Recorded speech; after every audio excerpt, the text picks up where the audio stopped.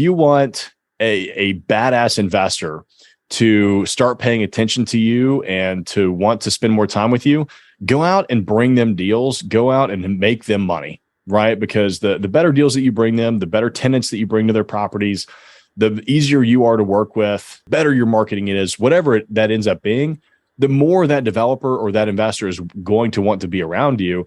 And then if they see that you're really willing to put that much effort into it, they'll take you under their wing. Welcome to the How to Scale Commercial Real Estate Show. Whether you are an active or passive investor, we'll teach you how to scale your real estate investing business into something big. Tyler Cauble is a commercial real estate broker, developer, and investor based in Nashville, Tennessee. Tyler, welcome to the show.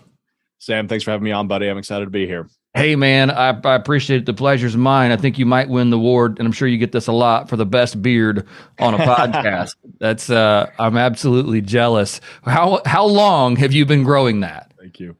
Man, it's been about this length for, I don't know, right now, probably a year or two. I've usually got a pretty long one. Yeah. I used to keep it a little more trimmed up, but now, we live in a post-pandemic world. I wear t-shirts and grew my beard out. So I hear you. Different. I hear you, man. I've just never had. I can't grow any hair on the top of my head, but I can grow a heck of a beard. But I just never had the patience. I'll take that trade-off all day. I'd rather have a beard with no hair on my head. Absolutely. I would not grow. I would never not be bald. Like, I love being bald. There's no complaints. Absolutely none. Tyler, there are 3 questions I ask every guest who comes on the show in 90 seconds or less. Can you tell me, where did you start? Where are you now? And how did you get there? Yep. So I dropped out of college after my freshman year at the University of Tennessee, moved back to Nashville and started working as a project manager for my grandfather's construction company. And about 3 months into that, a boutique developer that I had actually sold to from a summer job the year I graduated from high school heard that I was back in town, and he wanted me to come work for him and lease a couple of properties that he had. This was back in 2013. The commercial real estate market was very different. It was very slow. We had nice assets that were 70% occupied, which is really bad. So they brought me in. I started working on those. I got to sit in on the development meetings every week for 3 years, until I finally learned how to put my own development together. So my first project was 42 townhomes for sale down in Bellevue, which is about 10 minutes southwest of Nashville. And left shortly thereafter, wrote a book on leasing commercial real estate called Open for Business. Started the Cauble Group, which is my commercial real estate brokerage. 6 months later, started Parasol Property Management. And then about a year after that, started my investment and development company. Since then, we've acquired about 2.1 million square feet of commercial real estate, mostly office and retail, a little bit of industrial in Tennessee. So Nashville and Chattanooga. Eventually, we'll expand beyond that, but that's where we are. Man, that is a lot of moving pieces. It sounds like you regret dropping out of college. It's the worst decision I could have ever made. I can't believe I did that. Man, what's funny is, seriously, like the second year, like when all of my friends were graduating, I did truly regret it. Commercial real estate is hard. And I thought that coming into it, I was going to make 6 figures my first year because I was actually really good at selling. Got absolutely crushed. I made like 40 grand my first year. And the second year, when all of my friends were graduating, I was looking at my pay stub again, and it was like, I swear, $40,500. It was like $500 difference. And here I am, like, man, all my friends are graduating with degrees. I'm making no money at all. What did I do to myself? And of course, that year I tripled my income. So haven't looked back since. Right. No, man, that's great. I love that. Tell me, like, as you went through this process, I mean, was there a guide? Was there a mentor? Or does this just come naturally for you? So on the sales front, I think it's just a natural thing. It's very easy for me to sit down with somebody and have a conversation. I mean, I could talk to a wall if I really wanted to. But, on the commercial real estate front, there have been many mentors throughout my career. I'm a big believer that, while you can gain some knowledge from podcasts, you can gain knowledge from books, from YouTube, whatever, learning from somebody actually going through the process is by far the best way to learn commercial real estate. So I've had mentors from, the ground up development perspective. I've had mentors on syndication. I've had mentors on multifamily. I've had mentors on brokerage. I'm a big believer that you'll never have just one mentor. And I feel like a lot of new investors get caught up on that. I just got to find that one person that's going to show me what to do. No, you don't. Find multiple people. Everybody has one thing that they're really good at. Just go learn that one thing from them. Mentors either come with a price or you somehow know them relationally before, I guess, where you eventually figure out that, hey, you might be able to add value to them and they can add value to you. How did you find a good mentor or mentors, I guess, as you're explaining to us? Yeah, I mean, I was just getting out in the world of commercial real estate as much as I could, going to masterminds and going to real estate investors meetings and being as good of a broker as I could be. Because, if you want a badass investor to start paying attention to you and to want to spend more time with you, go out and bring them deals, go out and make them money, right? Because the better deals that you bring them, the better tenants that you bring to their properties, the easier you are to work with, better your marketing it is, whatever that ends up being, the more that developer or that investor is going to want to be around you. And then if they see that you're really willing to put that much effort into it, they'll take you under their wing. I mean, that's happened to me time and time again. No, that's great. That's absolutely great advice. Let's talk about building a vertically integrated firm. I mean, you've got a lot of different channels in your business, I'm sure at this point, with a lot of different people doing a lot of different things. What's been your key to growing and scaling that business? I mean, walk us through that process. How'd you get it done? Yeah, I cannot sit still. So, shortly after I started a company, I had to start another one, right? We've got the Cauble Group, which I founded in 2018, February of 2018. That's my commercial real estate brokerage. 6 months after that, we had several clients that were selling residential portfolios and 1031 exchanging into retail shopping centers that needed management. So I had a background in that from the boutique developer that I worked with, started a management company. It's also pretty nice. You get income every month instead of just whenever you close deals. Right. And then a year after that, started a development and investment company, buying and developing my own properties. And, the one thing that I will say about starting multiple different companies and growing them all is make sure that you're very much in the same lane, right? Like we are very vertically integrated. The Cauble Group was my main project for the longest time. And every time the Cauble Group would go get a listing, Parasol, which is my property management company, would get the management. Right. Because we could kind of co-pitch them. So I didn't have to go out of my way to work for one company. I was kind of working for all the companies at the same time. And so now I'm doing something very similar with the development and investment group. So every time I go out and find a property to buy, now the Cauble Group gets the for lease listing or the for sale listing, and Parasol gets the property management agreement. So it makes sure that I don't get distracted, because it's very easy to just get distracted. Like I didn't go start a bar while I'm doing a commercial real estate brokerage. Those are two very different gigs. Right. No, well said. And I appreciate you breaking that down. What were the keys though? I mean, how did you find the good people? How did you, for me, it's one of the common struggles, and this probably is not just for me, but for a lot of people, is onboarding, getting people trained, get the right people in the right seats. Like that's really granular and really, really the more of the role of an integrator. Are you the integrator, or do you have an excellent integrator in your team, or what's? No, I am definitely not an integrator. I am like a lone wolf salesman. I just want to go close deals. Like that's the only thing that I want to do, because I'm really good at it and I love it. But if I wanted to grow and scale and get to, some of my future goals, which is owning a lot of real estate and developing towers and stuff like that, I've got to grow a team around me. I can't just be doing that, totally solo. So, no, I'll be upfront and honest. Like I've never been the best manager of people. Right. I'm not a good manager of people. So because of that, I have learned over the years to try and hire self-starters, more independent people that are willing to just go out and do the work on their own.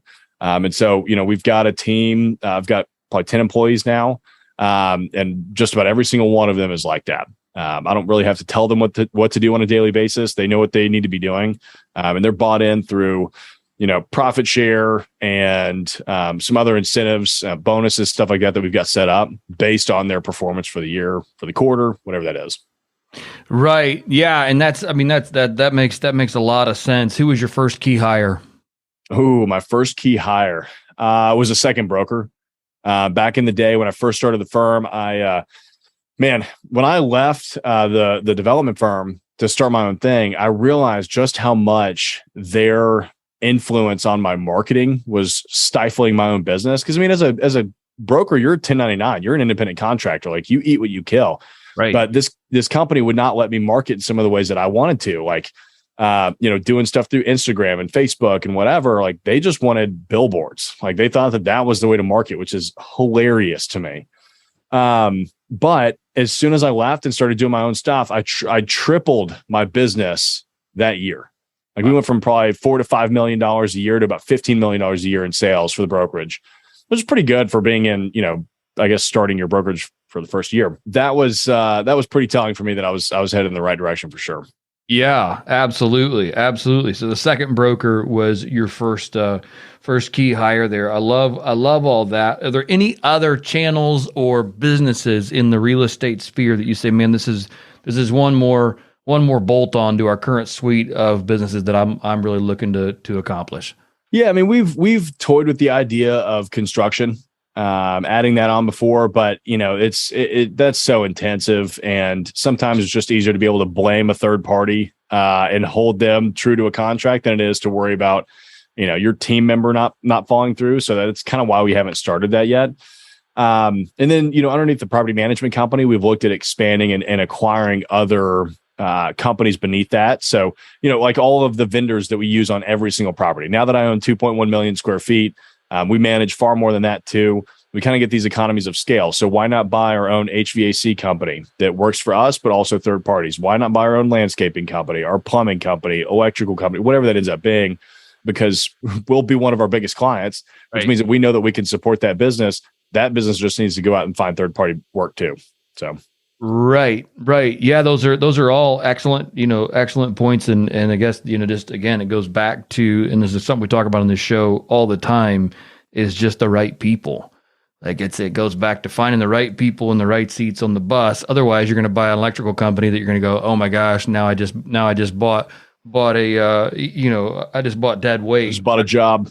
Right? Yep. And now we're trying to resuscitate a dying electrical company that bad processes with bad employees and bad culture and not about that. No. So that's but that is really cool. I love the forward thinking there, where it's like, okay, what else can we tack on here that will supplement, or not supplement, but I can't even find Compliment. Hey, there we go. Thank you. There, ding, ding, ding, ding. You win the prize. Compliment your current suite of business. That's really cool. I want to shift gears here and talk about industrial real estate, why you're excited about it, why you guys are investing in it personally, and why you see such a bright future for it.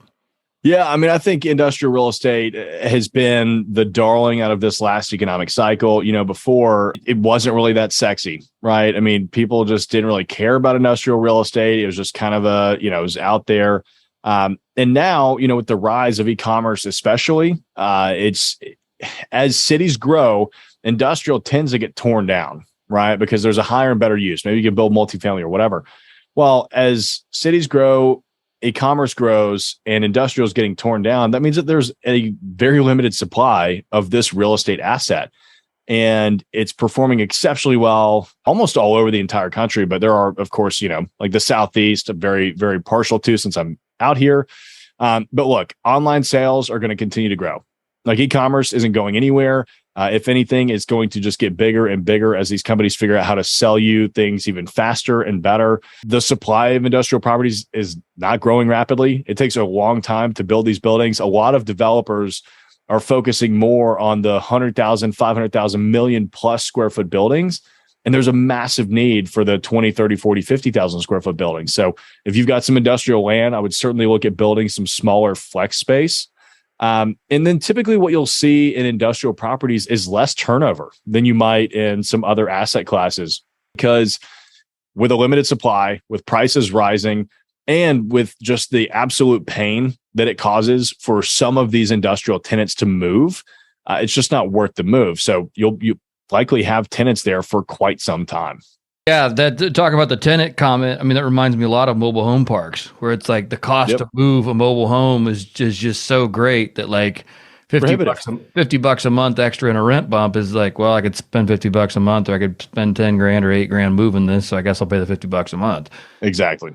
I mean, that makes a heck of a lot of sense. Flex space, that's a term that maybe our listeners and maybe I am only mildly familiar with. So when you say smaller flex space, it sounds like there's an opportunity there that maybe has great demand but maybe limited supply. What is that? What is flex space? And then, walk us through what that means, I guess, if you can. Yeah. So flex space is a type of industrial real estate that is flexible in its use. I know we get very creative with our terms here in CRE. So what that means is, you could have, let's say it's 5,000 square feet and you've got 4,500 square feet of warehouse and 500 square feet of office. It's kind of flexible in the use. You could add more office, get it up to 1,000 square feet of office and 4,000 square feet of warehouse. You'll see some showrooms that look like that. You'll see sometimes it's just literally 3,000 square feet of conditioned warehouse, whatever ends up being. But it's that smaller industrial subsector that, your local electrician or plumber or, some smaller e-commerce startup, that's making candles and needs to be shipping them out, but they need a little office as well.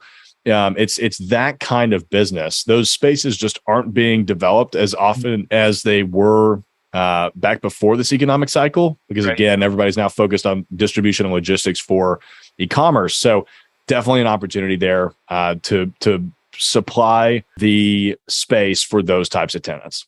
How does someone evaluate that market and say, okay, this is a great spot for smaller flex space? Where do they start?